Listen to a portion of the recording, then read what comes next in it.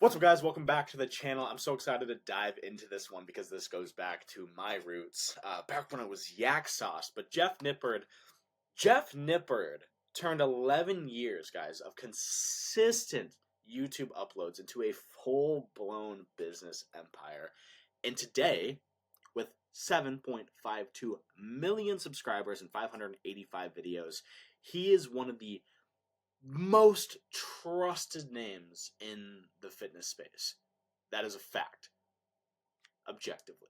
So if you didn't agree with that, get out of here. What I want to do for you guys today is I want to break down, how Jeff went from bodybuilding, right, and posting vlogs to running an entire fitness brand off of the back of his YouTube authority. So we're gonna get into that right now, no fluff. Let's just freaking do it. Just like all of our other case studies, we're gonna start from the freaking beginning. Now, Jeff Nippard has been on YouTube for 11 years. So when I sit here and I preach that YouTube is a long game, it is a long game. It is absolutely a long game. So if you're gonna do it, you've got to invest in it. You've got to invest time, energy, and money into this. But it's worth it.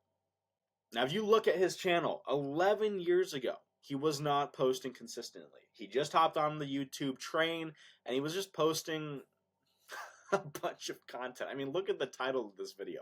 A full day of nomming 2.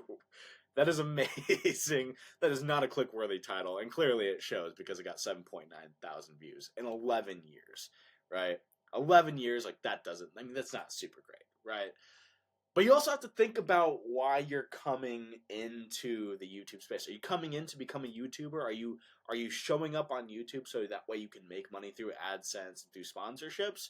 Or are you using it as a engine to fuel your business outside of YouTube? So that's a big question to ask yourself. But Jeff started off posting videos, just doing his awesome bodybuilding shows and showing, how he eats. But it wasn't until the next year when he just all of a sudden started getting into just educating people, right? So that he just all of a sudden starts taking it super seriously.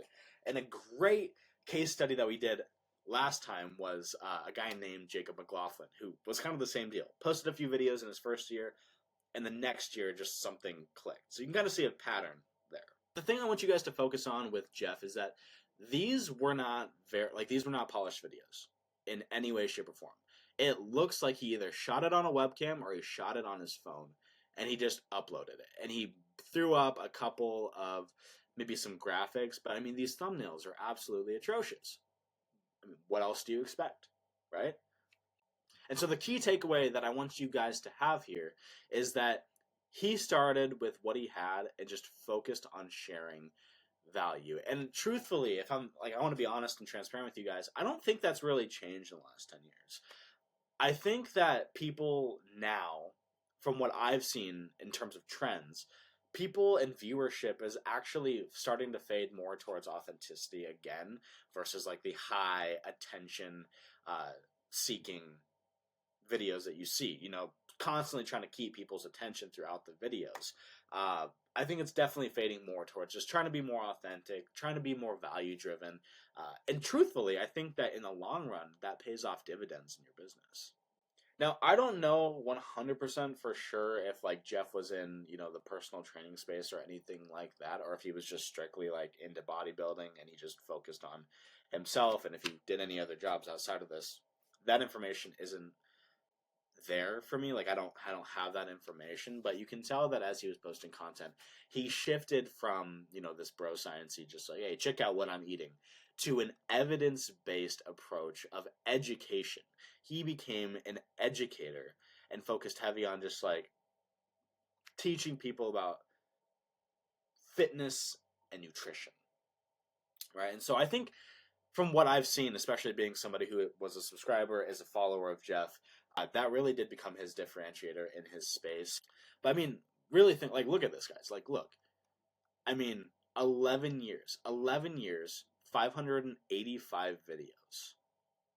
That, again, sheer volume, sheer consistency, not perfection, just consistency, has built him and built his YouTube empire into a 7.52 million subscriber channel, which I'm sure Jeff does very well for himself. look at where he's at now, right? So this is 11 years later, right? 11 years later, he consistently breaks 1 million views. I mean, think about that. 1.6 million views, 1.9 million views, 1.5 million views, 3.3 million views, 5.3 million views, 2.8 million views. Like, let's just zoom out quick and look at this. Let's look at the 10,000 foot view of all this. If you did a fraction of that, would that change your business? Right? Would that would that change your life?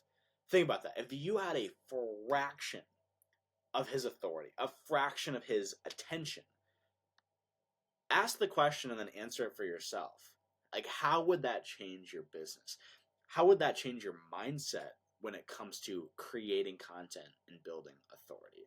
Right? And so I think Jeff is just such a phenomenal example of how, consistency in creating videos on YouTube, regardless of the quality, just it's authority compounding, which allows him now to just expand into different facets of his business, right? So let's just talk from a YouTube perspective.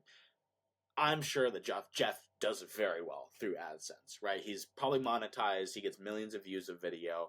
He has millions of subscribers. I'm sure that he does multiple six figures a month just through ads running on his videos alone. But if you're not wanting to be a YouTuber, right? If you're not wanting to be a YouTuber and just make money through YouTube, look at the other aspects of it, right? He has created courses. He's created programs. I mean, at the top of his YouTube channel, he markets his new book called The Muscle Ladder, right? That's on Amazon, Barnes & Noble, IndieBound. I mean, he has probably backlinks, let me guess, right there to The Muscle Ladder, where he'll make more money from his massive audience and his massive reach. He probably has brand partnerships. He's trusted because of the credibility and not gimmicks, right? He's not throwing a bunch of fluff out there. He has been consistent for 11 years, guys. And so think of the possibilities with YouTube.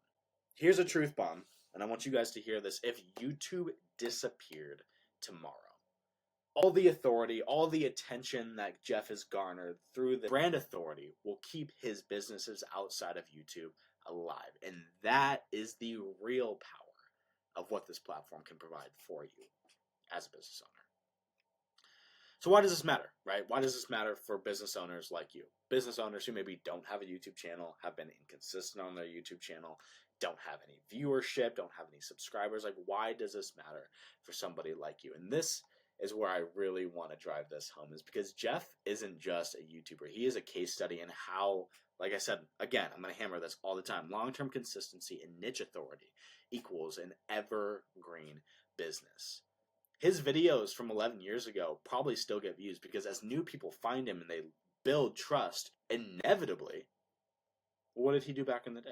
I did. I want to show you guys this content. Look at his videos. His first video has 78,000 views. I bet you when he posted that first video, it maybe got 3. But 11 years later, it's gone all the way up to 78,000 views. Now, he built a moat, guys. He is not just competing on hype, but on trust. And his authority now has probably opened doors. Clearly has opened doors beyond YouTube. You don't need to go as niche as Jeff did or as niche as Jacob McLaughlin did with like new to medical device sales, like medical device sales. Even if you're a roofer, like that's your niche, right? That is your wheelhouse. So my advice here, if I'm being 100%, again, just transparent, honest, if I had to just give actionable steps, my advice if you're thinking about going on YouTube is just pick a lane. If you're a business and leadership coach, pick that lane and just run with it. If you're a roofer who just specifically focuses on residential roofing, pick that lane and just freaking run with it. If you're a plumber and you only focus on commercial properties, pick that lane and run with it. But be consistent, right? If that's a video a week, awesome. If that's a video every other week, amazing. If that's a video a month, awesome. But decide what you have bandwidth for and then commit to it. This past trip that I took where I filmed those 4 podcasts in that vlog, that opened my eyes to the sheer amount of work that I am personally capable of, right? So like my goal right now is to be posting 1 to 3 videos a week, right? Especially in my niche, which is helping business owners build brand authority. It would be stupid if I wasn't creating content around how to do that, right? So which is why I'm doing it. So be consistent for years, not weeks.